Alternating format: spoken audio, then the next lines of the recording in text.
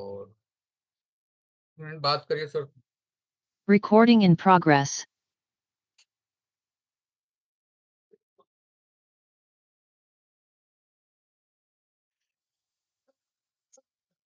यहाँ पे लोग दिख रहे होंगे, जैसे यहाँ पे दिख रहे हैं योगी जी।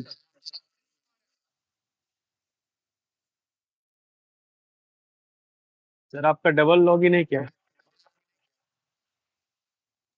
नहीं, एक मिनट रुकिए, हम योगी को म्यूट करते हैं। अभी ठीक है सर?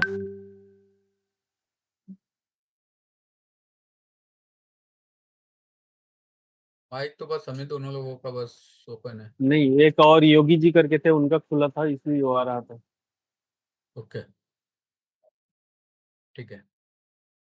यहाँ पे दिख रहे हैं हमें ओके है अब। नारायण जी। कैसे हैं नारायण? नारायण नेपाल वाले? वही तो लग रहे हैं सर। जी म्यूट हो जाइए। जी जी सर जी। Hello sir. क्या चल रहा है? ठीक है सर। काम वाम बढ़िया चल रहा है ना आपका? ठीक है सर, लेकिन वो बोर्ड में सर ऐसे ऐसे का काम तो बहुत लो लो काम होता है सर, वो नहीं कर पा रहा हूँ। वो भी तो बताए थे ना आपको उस दिन सपोर्ट में, राम सर, कैसे इजीली आप पिकअप कर लिए थे सीपीयू। करते हैं सर, एक बार रिबॉलिंग करते हैं बस, दो चार 10 गो बॉल छूट जाता है, फिर उसके चक्कर में सर और बॉल छूट जाते हैं, और वो प्रिंटे डैमेज हो जाता है सर, वो करते करते सर, क्लीन करते करते वो सब पॉइंट जुड़ जाता है सर। प्रॉपर वे में करेंगे तब ना। अपने आप को अपडेट कीजिए। हमारे पेड क्लास में ही आपका काम कैसे बनेगा देखिए फिर। वो तो है सर, लेकिन ट्रेनिंग लेने से सर बहुत टेंशन ज्यादा बढ़ता है सर, मेरे को खाली ऐसा होता है कि सबको होता है, मैं तो परेशान हो गया। वो सोचना है आपका नारायण जी, वो सोचना है। ट्रेनिंग लेने से किसी का हित थोड़ी होता है, उससे आप अपडेट होंगे कि आपका टेंशन बढ़ेगा। जो लोग भी हमारे साथ जुड़े हैं पता नहीं। यहाँ पे होंगे, पूछ लीजिए वो किस लेवल पे काम कर रहे हैं अभी। जी जी। देखिए यहाँ पे सुदीप रिजाल जी हैं आपके नेपाल से ही। सुदीप जी अनम्यूट हो जाइए, बताइए आपको अपने बारे में।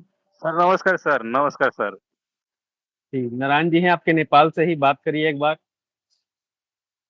हाँ सर, मैं भी पहले नेपाली लैंग्वेज में बात कर सकते हैं, अच्छे से समझ में आएगा सुदीप जी उनको। हाँ, नेपाली में समझाइए एक बार। नारायण जी। जी जी हेलो। हजुर हजुर भन्नु हजुर। म पनि पहिला डिस्प्लेहरू, चार्जिङ कनेक्टरहरू, माइकहरू चेन्ज गर्थेँ। जब म बलराम सरसँग, राम सरसँग कनेक्टमा आएँ अनि अपडेट क्लास लिन थालेँ। त्यस पछाडि अहिले त म एमएमसी त मैले 10वटा फोनको चेन्ज गरेर सक्सेस गरिसकेँ। सिपियु त अहिले पनि म A14 को गर्दैछु। A14 को त्यो एकजनाले लक हटाउनु खोजेको रहेछ, त्यो ड्रिल गरेर सिपियु नै फुटाइदिएछ। अब त्यो गर्दैछु, सिपियु चेन्ज गर्दैछु। अब मैले यहाँ आएर त ह्यान्ड स्किल पनि मेरो धेरै राम्रो भएको छ है। अनि त्यस पछाडि सफ्टवेयरको पनि मलाई धेरै नलेज छ। मैले त बुकै बनाएको छु। अब एउटा कस्तो हो भने डेट मोबाइल कसरी बनाउने त्यसको छुट्टै बनाएको छु, सफ्टवेयरको लागि छुट्टै छ।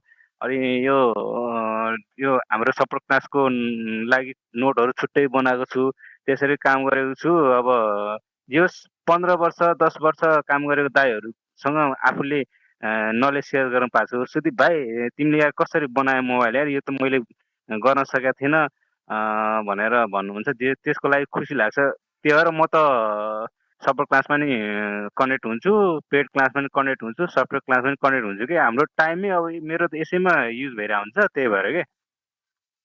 हजुर हजुर म नि अब राति ट्रेनिङ त अब 2 बजे, हजुर 2:30 बजे, 3 बजेसम्म काम गर्छु म। अब बलराम सरलाई सोध्नु, मैले त्यो सफ्टवेयर क्लास गर्न पर्यो भने, सफ्टवेयरको त्यो एमएमसी चेन्ज गर्न पर्यो भने राति 1:30 बजे 2 बजे सरलाई मैले मेसेज गरेँ, सर ये नहीं हुआ, सर क्या करना पड़ेगा, डम्प फाइल न्यू डालना पड़ेगा क्या, ऐसा ऐसा। मेरा यूट्यूब चैनल देखो च्यानल में लिंक देख लो। मैले यहीँबाट सिकेँ हो, अरू त कहाँबाट सिक्नु हो? नेपालमा त अब 30,000 35,000 लिन्छ, राम्रोसँग सिकाउँदैन के। एकजना 60,000 भनेको थियो मलाई। मैले एकजना 30,000मा पुरा गरेको, त्यस पछाडि के भइदियो भने उसले ब्याङ्कमा डिपोजिट गर्न पठाइदिने पैसा, कहिले के गर्न पठाइदिने, जुन हामी 35,000 लिन्छ, राम्रोसँग सिकाउँदैन के, उसले त्यो कामै नसिकाइदिने के। त्यही भएर अनलाइन भयो भने त आखिरमा अफलाइन पनि त्यही हो। मैले एकजना 30,000मा अनलाइनमा त दोहोऱ्याइ सिक्न पाइन्छ नि त भने उसले दोहोऱ्याइ सोध्न पाइन्छ। अनलाइनमा अफलाइनमा त घर जाऊ भन्छ, यो गर त्यो गर भन्छ। त्यस भएर नोट बनाउनु पर्यो। अब नोट बनाए पछाडि कहिलेकाहीँ सरहरू कन्ट्याक्टमा नहुँदा पनि हामीले यसो हेरेर होइन त्यो काम गर्न सकिन्छ के। त्यही भएर के अहिले अब मलाई अब साथीहरू काठमाडौँको साथीहरूले अब कुरियरमा पठाइन्छ रेडमी 9 प्राइमको हो, एमएमसी चेन्ज गर्न पर्ने थियो भन्छ, अब हेल्थ रिपेयर गर्न पर्ने थियो भन्छ। उनीहरूसँग बक्स छ तर आइडिया छैन नि त। इजिटेक छ, उनीहरूसँग आइडिया त्यति छैन नि त। अनि अब मैले अस्ति भर्खर रेडमी 9 प्राइमको हेल्थ रिपेयर गरेर मैले कुरियर गरेर पठाइदिएँ। अब नेपाली मैले लिएको 2500 भने उसले 2000 हालिदियो। मेरो काम जस्ट 1 घन्टा लाग्यो, काम सफल भयो। मेरो ह्यान्ड स्किल पनि छैन, अब त्यति त्यो नलेज पनि भएन कि। त्यो कोसिस त गरिरहेको छु तर गर्नै सकिरहेन। ह्यान्ड स्किल यस्तो हो, म पहिला यहाँ राम सर बलराम सरसँग सोध्नु, म यहाँ इन्स्टिट्युटमा जोड्दाखेरि मेरो ह्यान्ड स्किल हेऱ्यो भने मैले पावर आइसी समेत निकाल्न सक्दैन थियो। अनि MT 6357 को पावर आइसी निकालेर रिभल्भ गरेर हाल्नलाई मेरो हात काम थियो। सरल यसो गर्नुपर्छ उसो गर्नुपर्छ भन्नु। त्यसपछि पावर आइसी सबै निकालेर रिभल्भ गर्ने, यताउति गर्ने। मैले बोर्ड त 1.5 लाखको बोर्ड कलेक्ट गरेँ।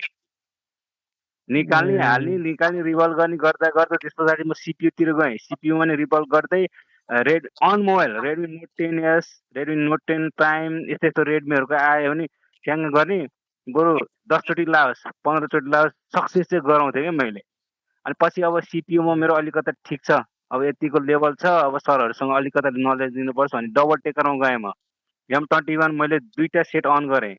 त्यसपछि पोको X3 प्रो मसँग अहिले पनि छ। मैले त्यो जम्मा 1000 रुपियाँमा किनेको सेट हो। मैले डबल टेकर अन गराएँ। अब त्यो डिस्प्ले चेन्ज छैन, अब त्यो विचार गर्नु। अनि त्यस पछाडि म अब सिपियुमा पनि ठिक छ मेरो, अलिअलि ठिक छ मेरो भनेपछि अब म अब एमएमसीतिर गएँ। एमएमसीमा मैले लगभग रेडमी 9 प्राइमको 4 वटा मैले एमएमसी चेन्ज गरेर सक्सेस गराएँ। A10s M01s को त मैले 13,000 को बोर्ड किनेर अन गराएँ। अनि A03 कोर, त्यस पछाडि आएर मैले M02 अनि त्यस पछाडि आएर लगभग 10 वटा जति एमएमसी मैले चेन्ज गरेर सक्सेस गराएको छु के। अनि अब मैले ह्यान्ड स्किल मसँग टुल चाहिँ केही थिएन।